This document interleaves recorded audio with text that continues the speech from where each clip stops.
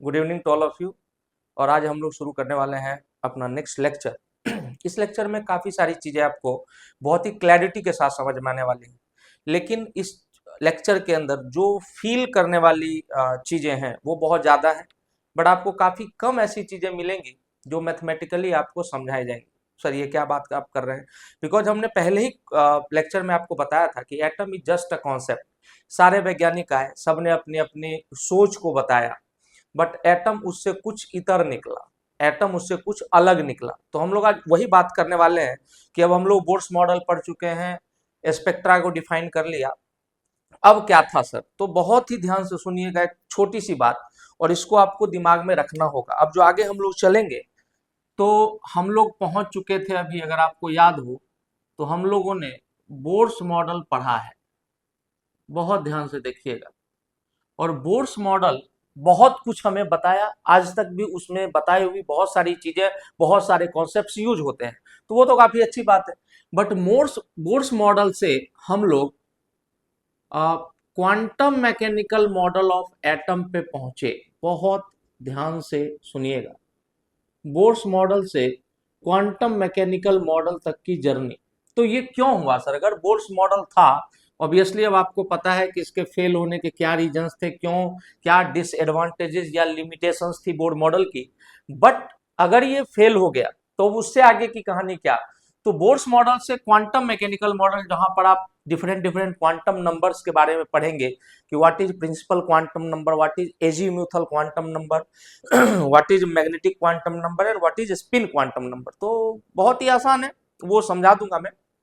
But basically बात यह है कि जब एटम को कोई भी साइंटिस्ट उस समय के जितने भी थे, वो एटम को सक्सेसफुली समझा नहीं पाए, तो उन्होंने कहा कि भाई, जब आप सब कुछ सही नहीं बता सकते हैं एटम के बारे में, तो क्यों ना हम उसकी समझने की प्रक्रिया को आसान रखें और हम कुछ क्वांटम नंबर से बताएं कि एटम के अंदर इलेक्ट्रॉन्स कहाँ रहते हैं।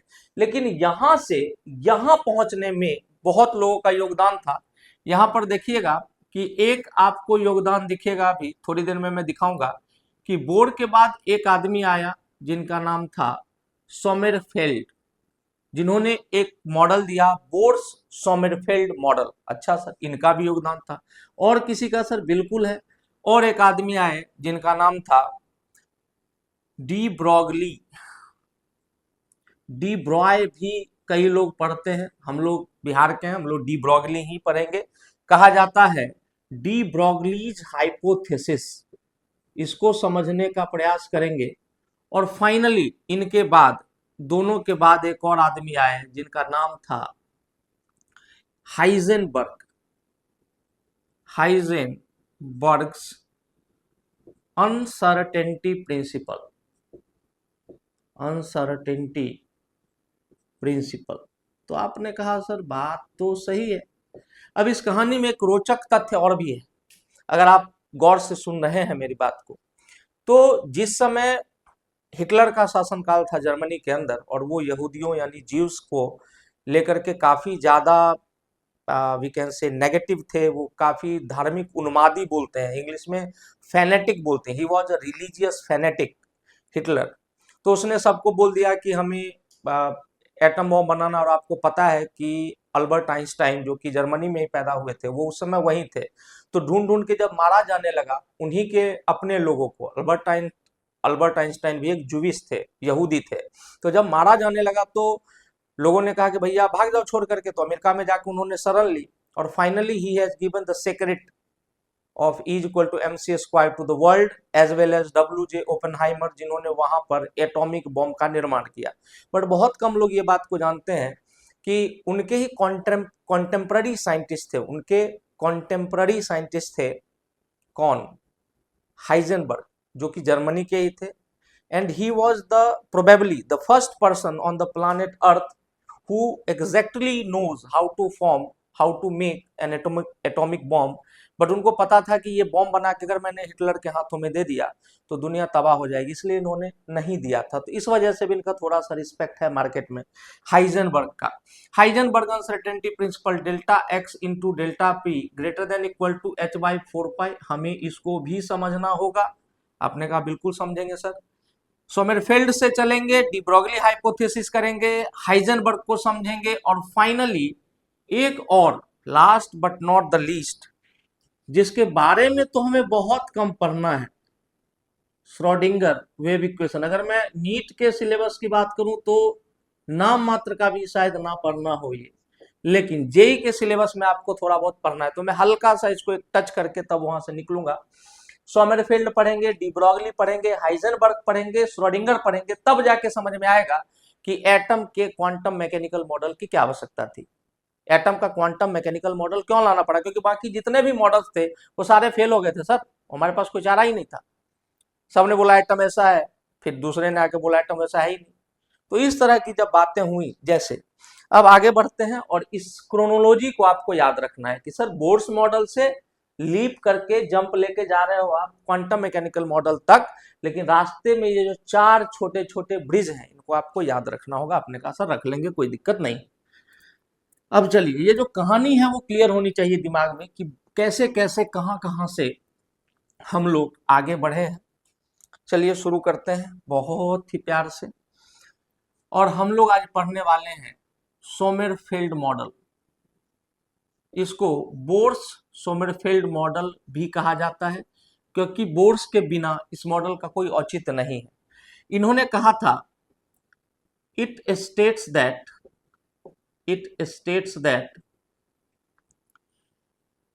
One quantum number is not sufficient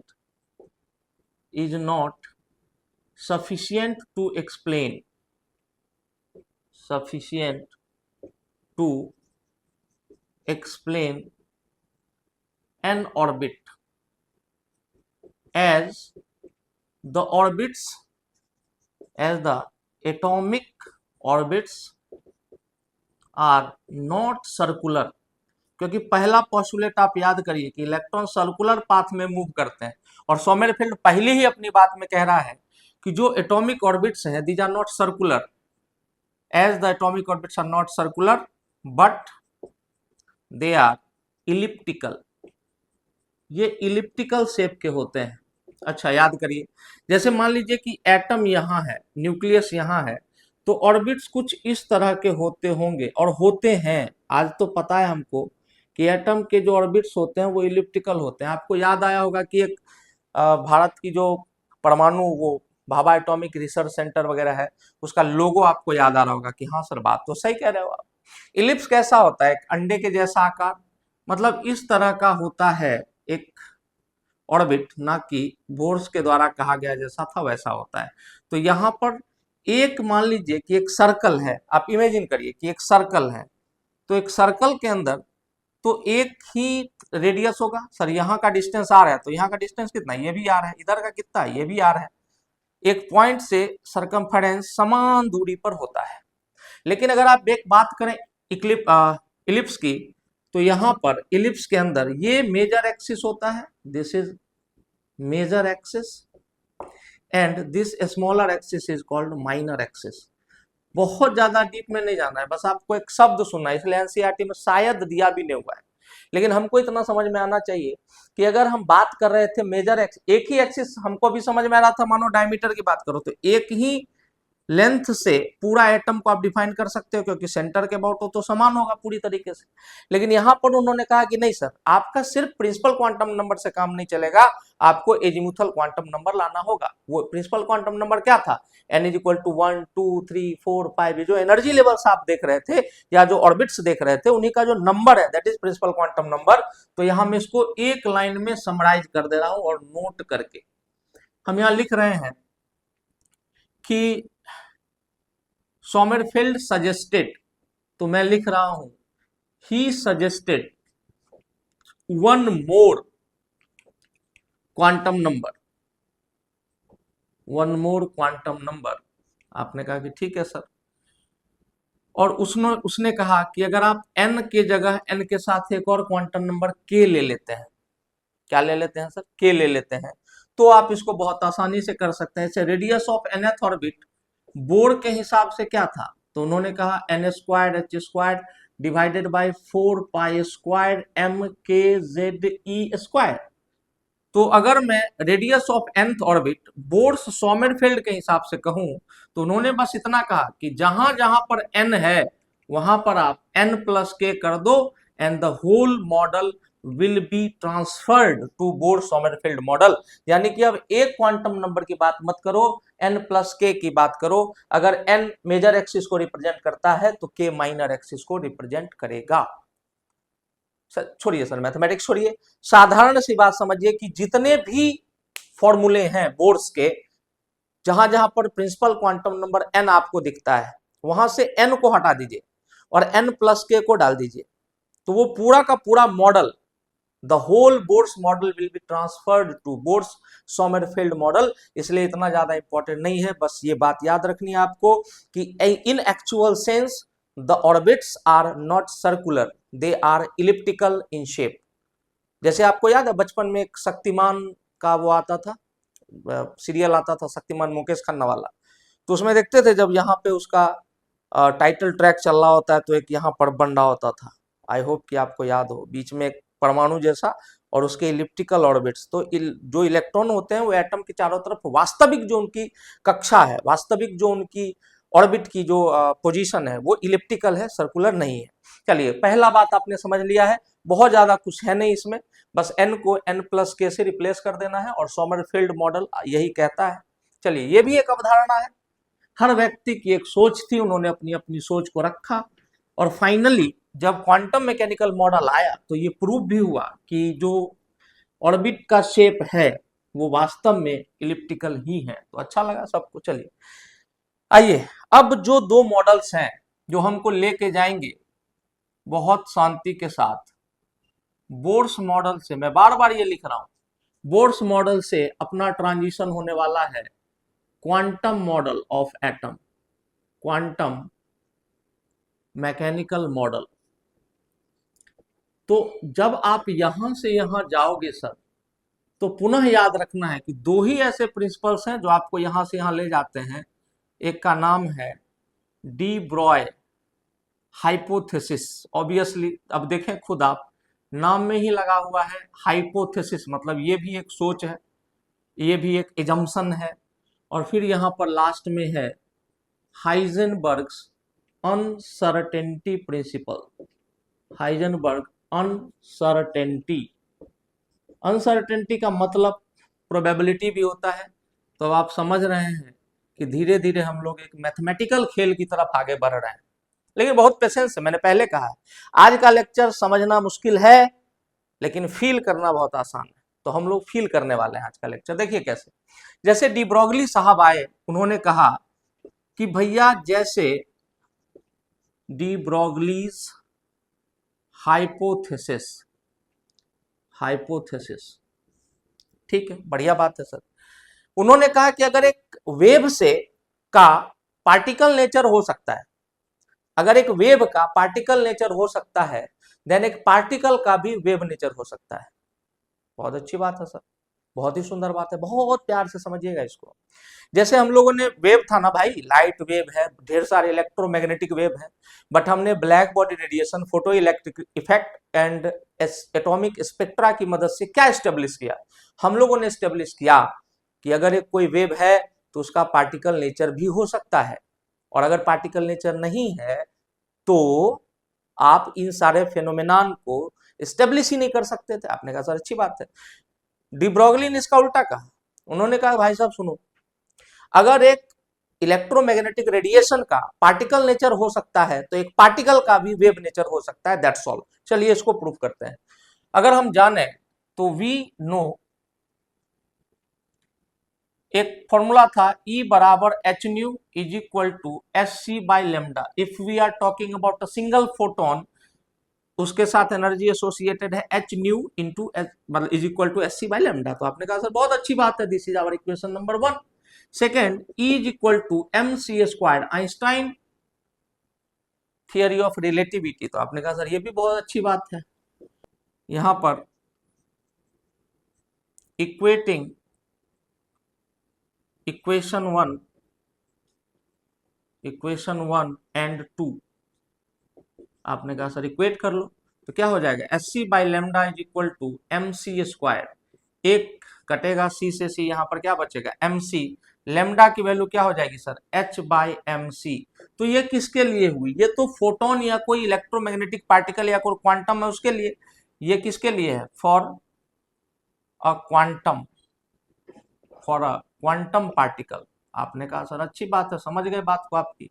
लेकिन अगर मैं बात करूं for a classical particle, classical particle जिसको आप टेंजिबल पार्टिकल भी कहते हैं, जिसको आप टच कर सकते हैं, जिसको आप छू सकते हैं, जिसको आप फील कर सकते हैं, तो आप कहेंगे कि lambda is equal to H by M V हो जाएगा, और मास इंटू वेलोसिटी को मोमेंटम कहते हैं। चूंकि जनरल पार्टिकल के लिए C की वैल्यू क्या हो जाएगी V के बराबर, और जनरल पार्टिकल कभी भी लाइट की वेलोसिटी को अटेन नहीं कर सकता है। तो यहां तक आपको समझने में कोई दिक्कत नहीं है सर। चलिए आगे बढ़ते हैं।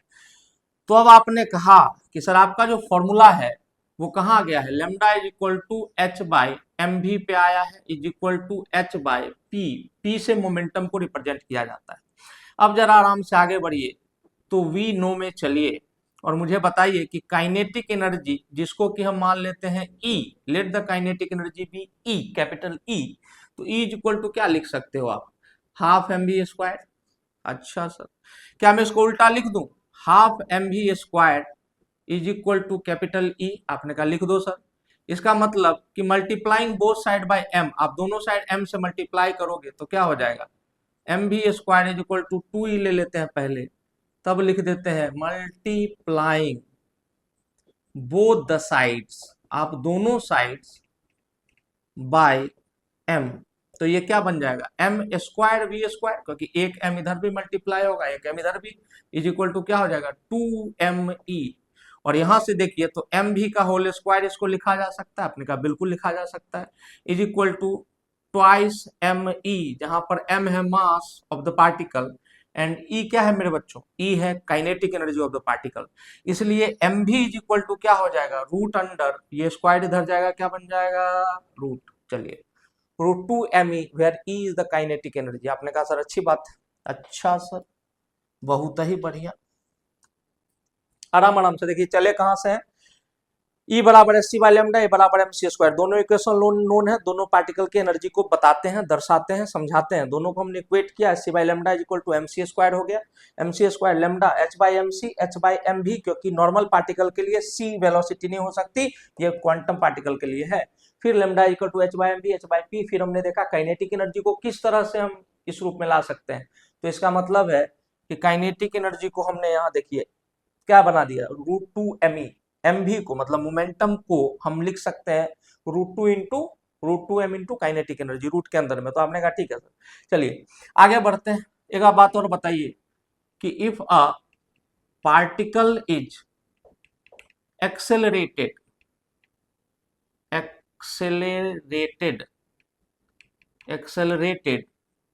बाय अ पोटेंशियल डिफरेंस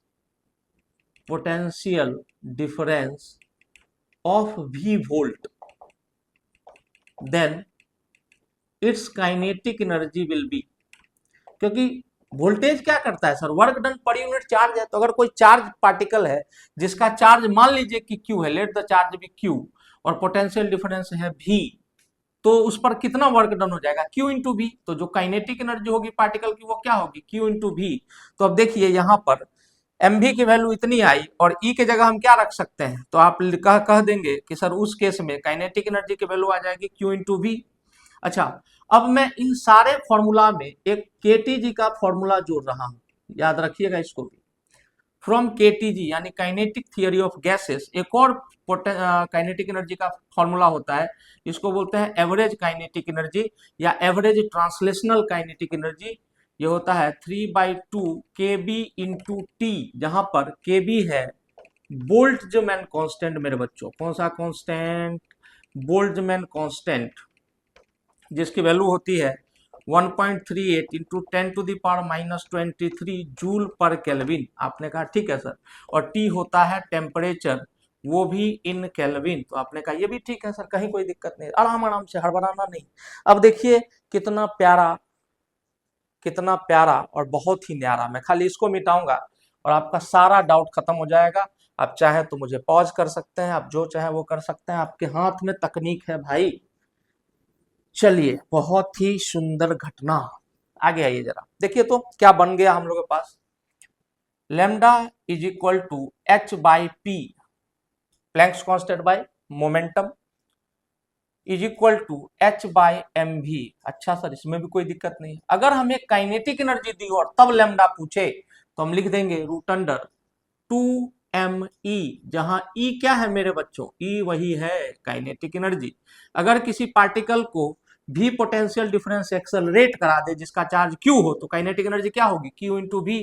तो यही फॉर्मूला हो जाएगा root 2m Q into we. और मेरे बच्चों मजा तो अब आएगा, क्योंकि h divided by root 2m, और e की वैल्यू और क्या हो सकती है, तो और हो सकती है गैसेस के लिए 3/2 kb इंटू टी, जहां kb है बोल्ट्जमैन कांस्टेंट। तो मैंने आपको सारा बता दिया। This is the from this is from kinetic theory of gases. आपको गैसियस स्टेट में फिजिक्स वाले सर पढ़ाएंगे। ये 2 से 2 कटेगा। आपने कहा ठीक है सर, कट गया। Final formula to be memorized, to be memorized. आपने कहा ठीक है सर, फाइनल फॉर्मूला बता दो। देखो, lambda is equal to H by P. अगर मोमेंटम दिया हो तो यहां से लेमडा कैलकुलेट कर लो, मास वेलोसिटी दी हो तो यहां से कैलकुलेट कर लीजिए। अगर आपको काइनेटिक एनर्जी दी है तो रूट 2m से कैलकुलेट कीजिए। अगर आपको क्यू चार्ज और उसका पोटेंशियल डिफरेंस दिया है तो kinetic energy 2m Q into V हो जाता है। तो काइनेटिक एनर्जी की जगह डाल दीजिए और यहाँ से h by root under 3m के बी इंटू टी। देखिए कितना प्यारा फॉर्मूला है ये। इसका मतलब कि लेमडा किस किस के इनवर्सली प्रोपोर्शनल होता है, तो लेमडा पी के इनवर्सली प्रोपोर्शनल होता है, लेमडा रूट ई के इनवर्सली याद रखिएगा, ई के नहीं, रूट ई के। आपको बोलेगा कि काइनेटिक एनर्जी 100 गुना बढ़ गई है, तो बताओ लेमडा पर क्या फर्क पड़ेगा। आपको बोलेगा टेम्परेचर, किसी वेवलेंथ के लिए टेम्परेचर 100 गुना बढ़ गया है, तो लेमडा की जो वैल्यू है वो इनवर्सली प्रोपोर्शनल है किसके मेरे बच्चों, ये प्रोपोर्शनैलिटी है। आपको क्वेश्चन में प्रोपोर्शनैलिटी की जरूरत पड़ेगी। तो ये जो प्रोपोर्शनैलिटी है लेमडा की, ये हो जाएगी कैसे सर, ये हो जाएगी 1/√t के प्रोपोर्शनल, ना कि t के। ये रूट टी के प्रोपोर्शनल हो जाएगी। I hope you are understanding this. Obviously yes sir, मजा तो आया होगा सर। देखो कितना इसे रावण के सर की तरफ फैल गया ये फॉर्मूला। तो इसका मतलब है कि डी ब्रॉगली हाइपोथेसिस का मतलब ये नहीं है कि आपको सिर्फ लैम्डा निकालना है, आपको ये फील करना है कि जिस तरह इलेक्ट्रोमैग्नेटिक वेव को कंस्टिट्यूट करने वाले पार्टिकल यानी कि क्वांटम या क्वांटा के साथ, मतलब वेवलेंथ होना चाहिए था बट उसके साथ पार्टिकल नेचर अगर एसोसिएटेड था, तो हर पार्टिकल के साथ भी वेव नेचर एसोसिएटेड होगा। इसका मतलब डुअल नेचर ऑफ मैटर। आपने कहा ठीक है। थोड़ा सा और अगर इसको डिटेल में चलें, थोड़ा सा और डिटेल में चलें, जो कि चलना ही पड़ेगा, जो कि चलना ही पड़ेगा। टाइमिंग क्या है भाई, अच्छा ऑफ हो गया है। हाँ,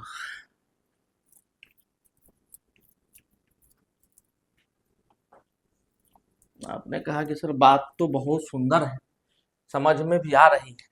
देखिए जरा, अगर हम बात करें इलेक्ट्रोमैग्नेटिक वेव, इलेक्ट्रोमैग्नेटिक वेव, सुनिएगा ध्यान से, क्योंकि ये फील ही कर सकते हैं आप।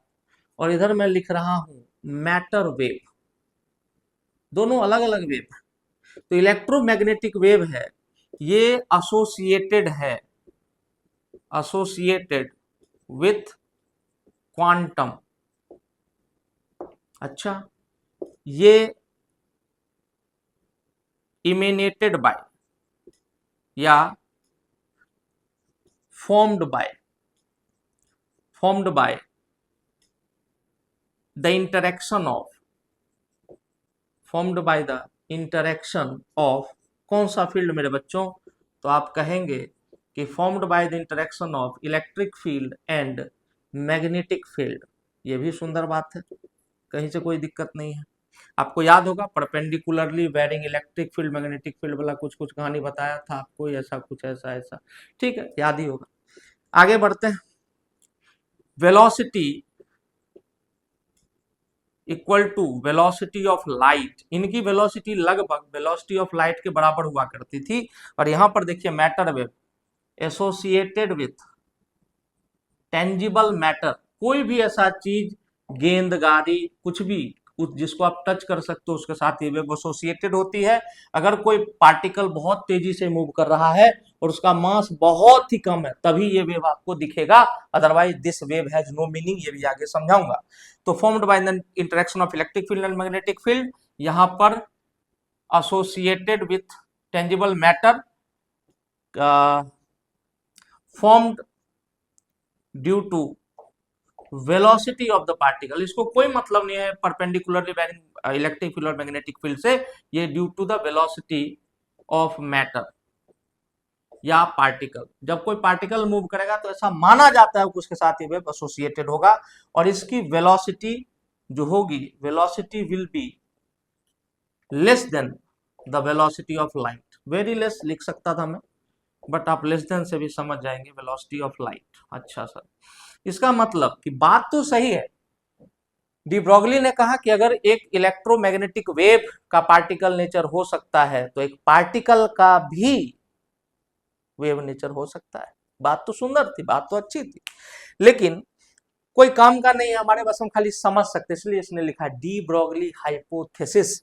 ये और हाइजेनबर्ग, ये दोनों निल्स बोर के काम को गलत साबित करने ही आए थे, और इनका कोई मोटिव नहीं था, ये दोनों आए ही थे दोनों बोर साहब को थोड़ा सा समझाने के लिए कि सर आप गलत कर रहे हैं, आपने जो निकाला है वो गड़बड़ बात है। जैसे देखिए, अगर मैं पूछूं कि व्हाट इज द वेवलेंथ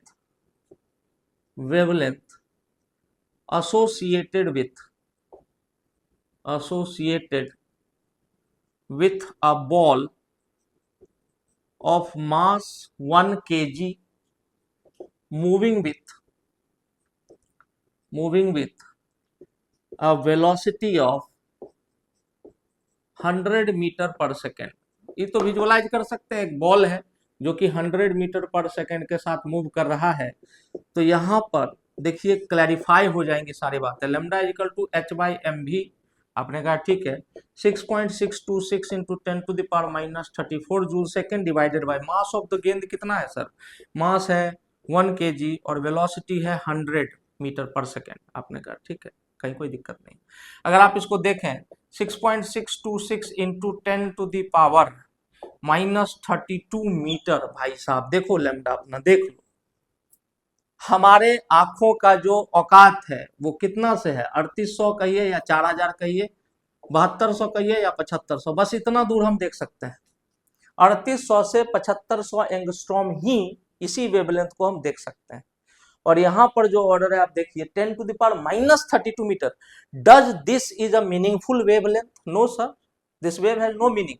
इसका मतलब है कि दुनिया में ऐसे सारे ऑब्जेक्ट जो आप नेकेड आई से देख सकते हो जो टेंजिबल है, उनके लिए कोई ट्रक जा रही है उसके पीछे आपको वेव नहीं दिखेगा भाई, क्यों दिखेगा, वो मास उसका कई हजार केजी में, ठीक है। तो this concept is valid only for the microscopic particle, जो इलेक्ट्रॉन जितना बहुत ही कम जिसका मास होगा, तो याद रखिएगा कि एच वाई एम बी करेंगे तो यहाँ जो वेवलेंथ आएगा उसका कुछ सिग्निफिकेंस होगा। This much less wavelength has no significance for us. आपने कहा सर अच्छी बात। चलिए नेक्स्ट टॉपिक आपका जो हाइजेनबर्ग अनसर्टेनिटी प्रिंसिपल था, जिसने बहुत कुछ बताया हमको, और यही दोनों मिल करके एक ब्रिज बनाए कहां से कहां जाने के लिए, बोर्स मॉडल से क्वांटम मैकेनिकल मॉडल तक पहुंचने के लिए। चलिए आगे बढ़ते हैं बहुत आराम से, देखिएगा इन्होंने एक बड़ा अच्छा बात किया, पहले हम लोग उसको समझेंगे फिर हम आगे की चर्चा करेंगे। बोर साहब ने क्या बोला था, अब जो आप टॉपिक पढ़ने वाले हैं हाइजेनबर्ग्स अनसर्टेनिटी प्रिंसिपल, बहुत ध्यान से देखिएगा। काफी लोग कंफ्यूज रहते हैं, इनइक्वालिटी का साइन देख के उनका होश उड़ जाता है, पता नहीं क्यों उड़ता है, बहुत आसान चीज है। इन्होंने कहा, पहले आप मेरी बात का जवाब दीजिए, इन्होंने क्या कहा बाद में देखते हैं, पहले जवाब दीजिए। मान लो कि ये एक न्यूक्लियस है, ठीक है, और ये एक first n is equal to 1 यानी फर्स्ट ऑर्बिट है, फर्स्ट एनर्जी लेवल है। इन्होंने कहा कि इलेक्ट्रॉन, बोर साहब ने, कि इलेक्ट्रॉन एक सर्कुलर पाथ में मूव करता है, मतलब पक्का है कि इसी पाथ पे, ये जो ब्लैक लाइन देख रहे हैं इसी पर मूव करेगा। आपने कहा हाँ सर बिल्कुल। इसका मतलब कि अगर मान लीजिए कि कोई आदमी है, ये पॉइंट ए है, ये बी है और ये पॉइंट सी है, मान लीजिए सपोज करिए, और मैं एक आदमी को बोलता हूं कि ए से सी तक जाने के, मान लीजिए कि एक ऐसा रास्ता है और एक ऐसा रास्ता है, एक ऐसा रास्ता है, यहां से भी आप सी तक पहुंच सकते हैं। आपने कहा ठीक है, और एक ये भी रास्ता है, ऐसे भी पहुंच सकते हैं। मैंने एक आदमी को कहा कि तुम ए से सी जाओ और रास्ता यही लेना पड़ेगा आपको, जिसको मैं अभी हैच कर रहा हूं, यही रास्ता लेना पड़ेगा। अच्छा, और मैंने यहां पर बुलाया दो लोगों को, बोले कि जो इसको धर के ले आना है, इसको किडनैप कर लो, ठीक है।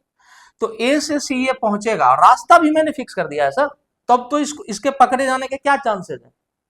आपने कहा सर 100% चांस है, इसको इसी रास्ते से ही आना है, और आपने बोल ही दिया है कि यहाँ पर ऐसे किडनैपर बैठाए हुए हैं आपने, तो धरा जाएगा। आपने कहा ठीक। दूसरा केस देखो आप, कि यहां से ए से सी जाने के 3 रास्ते थे और मैंने इनको बोल दिया कि आप किसी भी रास्ते से चले जाओ, हमको कोई दिक्कत नहीं, ठीक है।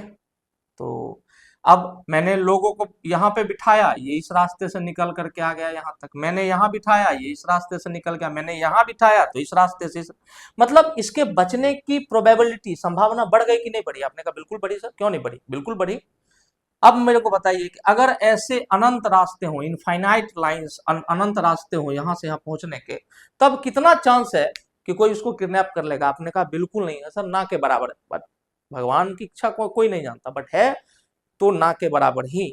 आपने कहा ठीक है सर। मतलब क्या समझाना चाहते हैं? मतलब ये है सर कि अगर निल्स बोर साहब की बात सही थी कि इलेक्ट्रॉन इस ऑर्बिट में मूव करता है, इस सकड़े से ऑर्बिट में मूव करता है, तब तो कोई भी यहाँ पे एक चुटकी लगा के बैठेगा, इलेक्ट्रॉन आएगा, धर के निकाल लेगा। मतलब बात समझाने के लिए कह रहा हूं, इन्हीं के बाद में इसी पे सर ऐसे कैसे, अरे ऐसे ऐसे समझाने के लिए।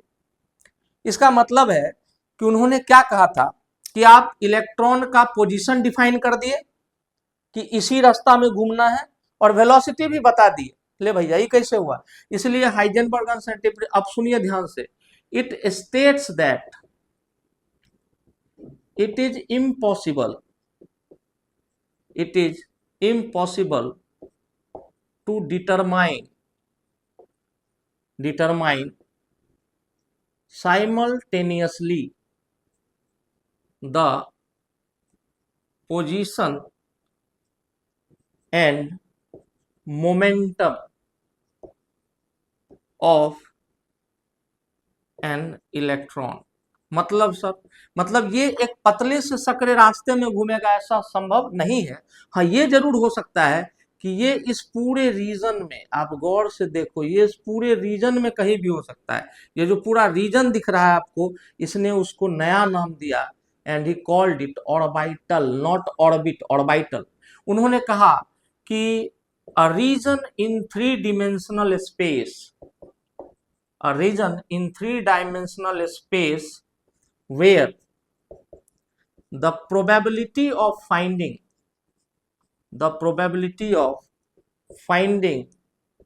an electron is maximum is called n, आप कहें ऑर्बिट के ऑर्बिटल, बहुत प्यार से और ध्यान से देखिएगा, बहुत आराम से देखने का आवश्यकता है। It states that it is impossible to determine simultaneously the position and momentum of an electron। अरे भाई मतलब क्या सर? मतलब फिर से मैं समझा दूं, फोटो आपको याद रहेगा कि देखो बोर ने कहा कि इस ऑर्बिट है और इसमें इलेक्ट्रॉन घूमता है, इस काले वाले पाथ पे, इसी पे। उन्होंने कहा ऐसा नहीं है, ये काला वाला पाथ आउटर बाउंड्री है, इलेक्ट्रॉन इस पूरे व्हाइट वाले जगह में कहीं भी ऐसे ऐसे घूमता हो सकता है, ठीक है।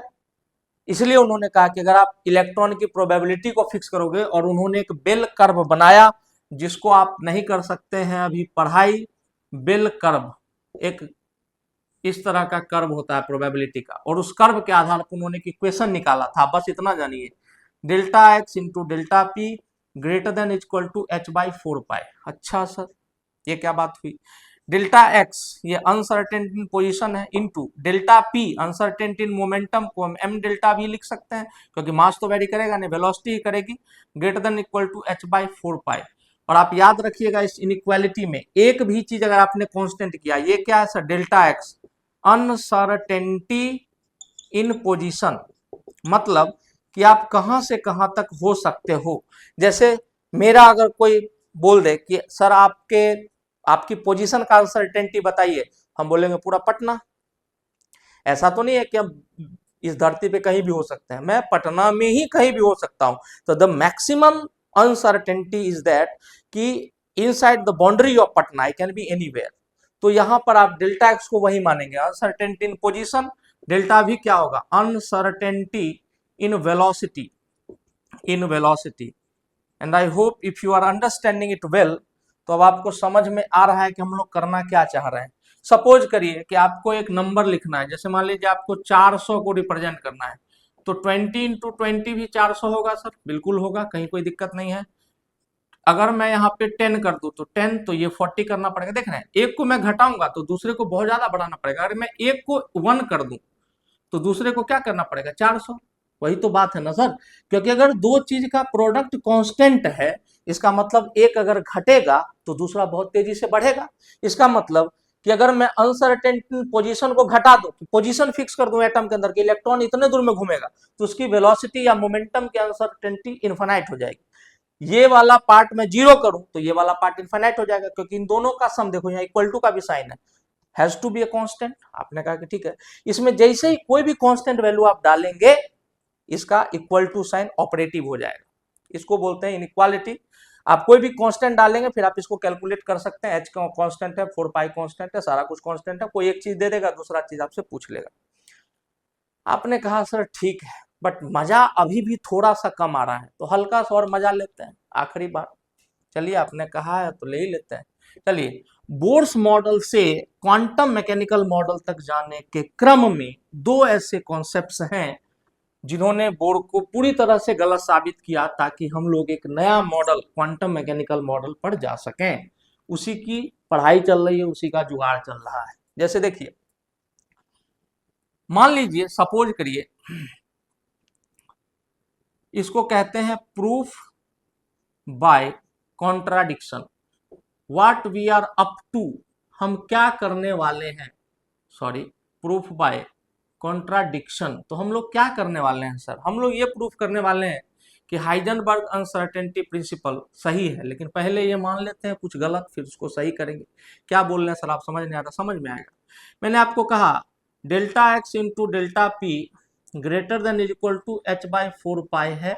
इसी को हम कहते हैं हाइजेनबर्ग अनसर्टेनिटी प्रिंसिपल।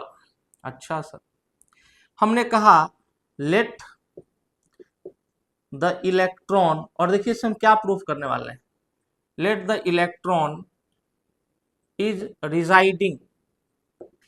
मान लीजिए कि एक इलेक्ट्रॉन है जो न्यूक्लियस के अंदर रहता है। आप लोग टेंशन में आ जाएंगे, जो भी इन लेक्चर्स को फॉलो कर रहा है वो बोलेगा सर ये कर क्या रहे हो सर आप, क्योंकि आपने अभी अभी कहा था, हर रोज 2-4 बार कह रहे हो कि न्यूक्लियस में प्रोटॉन और न्यूट्रॉन रहते हैं, इलेक्ट्रॉन तो चारों तरफ रोटेट कर रहा है। तभी तो मैं बोल रहा हूँ, मान लीजिए भाई, let the electron is residing, रहता है न्यूक्लियस के अंदर, तो इसका मतलब है कि मैक्सिमम उसके पाए जाने की संभावना कहां से कहां तक है? Uncertainty in position. तो आप कहेंगे सर न्यूक्लियस का साइज फेम्टोमीटर में होता है, 10⁻⁻15 मीटर। मैक्सिमम कहां हो, क्या हो सकता है पोजीशन का अनसर्टेनिटी? यही हो सकता है, क्योंकि न्यूक्लियस का साइज ही इतना बड़ा है। जैसे मेरा अनसर्टेनिटी क्या हो सकता है? पटना जितना बड़ा, मैं पटना में ही कहीं किसी समय पे हो सकता हूं। आपने कहा ठीक है। हमने जैसे इसके पोजीशन को फिक्स किया, अब आप चाहें तो निकाल लीजिए। तो delta x into m delta v, delta p momentum को मैं क्या लिख सकता हूं? M delta v is equal to H by 4 pi. Sir is equal to ही क्यों लिया, ग्रेटर देन क्यों छोड़ दिया? क्योंकि अब इसमें मैं कांस्टेंट डालने वाला हूं, तो सिर्फ इक्वल टू का साइन लूंगा। तो डेल्टा एक्स की वैल्यू है 10⁻⁻15 इंटू मास ऑफ इलेक्ट्रॉन क्या होता है 9.1 into 10⁻31 kg into delta v निकालना ही है, is equal to 6.626 into 10⁻34 divided by 4 into 3.14। बच्चा कहीं कोई दिक्कत नहीं सर। तो डेल्टा वी की जो वैल्यू आएगी वो आएगी 6.626 into 10⁻34 divided by 4 into 3.14 into 9.1 into ये देखिए कितना हो जाएगा 31 5 36 10 46 तो 10⁻46। बहुत ध्यान से देखिएगा। अब ये देखिए ये नीचे में क्या है 12 और 12 को 9 से करेंगे तो क्या हो जाएगा, मान लो 108, मैं इसको 120 मान लेता हूँ। ऊपर में मैं 6 को 8 मान लेता हूँ, या ऐसा कुछ माना जाए, इसको मान लीजिए 7 और ये 120 को मान लीजिए आप 98 मान लेता हूं मैं, या 105 मान लेता हूं, मतलब इस सब का मल्टीप्लाई करके 105 आया होगा मान लो भाई, और इसको थोड़ा बढ़ा दिया तो 7 हो गया, ताकि मैं इसको ऐसा काट सकूं, समझ सकूं किसका वैल्यू क्या आएगा। तो 0.07 के आसपास आ रहा है, इंटू 10 टू द पावर, बस इसको कैलकुलेट करो आप, तो ये कितना हो जाएगा 10 का पावर 12, ऊपर में -34 है, नीचे में माइनस जो कि ऊपर जाके प्लस हो जाएगा, तो 10 का पावर 12। अगर आप इसमें से ये वाला जो 2 अंक के बाद दशमलव इसको हटाएंगे भी, तो लगभग 10 to the power 10 metre per second के ऑर्डर का वेलोसिटी आपको मिल रहा है। बहुत ध्यान से देखिएगा सर, बहुत ध्यान से। हमने शुरू में ये माना प्रूफ बाय कॉन्ट्राडिक्शन में, हाइजेनबर्ग अनसर्टेनिटी प्रिंसिपल का चमत्कार देखना चाहते हैं कि ये कर क्या सकता है, तो हमने मान लिया कि अनसर्टेनिटी की electron is residing in the nucleus, if electron is residing in the nucleus then delta x must be of the order of 10 to the power -15 metre because the size of the nucleus is in femtometres. आपने कहा ठीक है, जैसे ही हमने ये माना 10 to the power -15 metre, और ये मान करके हमने यहाँ पर delta x into delta P greater than equal to h/4 pi को इक्वेट कर दिया, क्योंकि जैसे ही कांस्टेंट डालेंगे इक्वेट हो जाएगा, खट खट खट, जैसे ही किया यहाँ गया 10 to the power 10 metre per second. और यहाँ पे मैं लिख रहा हूं we know the no particle in the universe, no particle in the universe can have a velocity, कितनी सर, तो greater than the velocity of light, greater than the velocity of light. Next point, hence our assumption that electron is residing मतलब रहना, electron is residing in the nucleus was wrong। बहुत ही ध्यान से देखने की आवश्यकता है कि सर इसका मतलब है कि इलेक्ट्रॉन न्यूक्लियस में जो रहता है, ये मानना हमारा पूरी तरीके से गलत था, पूरी तरीके से गलत था। और यहीं से कहानी शुरू हुई कि इलेक्ट्रॉन कभी इस पाथ में नहीं घूमता है, इस पाथ में इलेक्ट्रॉन नहीं घूमता है, इलेक्ट्रॉन इस रीजन में कहीं भी हो सकता है, और इलेक्ट्रॉन के पाए जाने को सिर्फ और सिर्फ प्रोबेबिलिटी, संभावना के क्रम में बताया जा सकता है। एटम एक अगर 3 डायमेंशनल स्फीयर है, न्यूक्लियस भी उसका स्फेरिकल छोटा सा गेंद जैसा है, और एक एटम भी बड़े गेंद जैसा है, तो उस कई भागों में उसको आप इमेजिन करिए कि एक छोटा गेंद, उससे बड़ा एक गेंद, उससे बड़ा एक गेंद, और ये जो बड़ा बड़ा गेंद की बात कर रहे हैं, दोज आर ऑर्बिट्स, ये सारे ऑर्बिट्स हैं, और इन 3 डायमेंशनल स्पेस में इलेक्ट्रॉन कभी भी कहीं भी हो सकता है। Hence the definition of the orbital is that it is a region, यह एक क्षेत्र है in 3 dimensional space where the probability of finding an electron is maximum. आपने कहा सना आप समझ में आ रहा है। और इसीलिए जब बोर्ड साहब भी फेल हो गए तो डी ब्रॉगली और हाइजेनबर्ग ने दुनिया को एक नई दिशा में मोड़ दिया, और हमने एटम के अंदर इलेक्ट्रॉन के पाए जाने को एक संभावना में व्यक्त करना शुरू किया, और यहीं से बात आएगी साई की।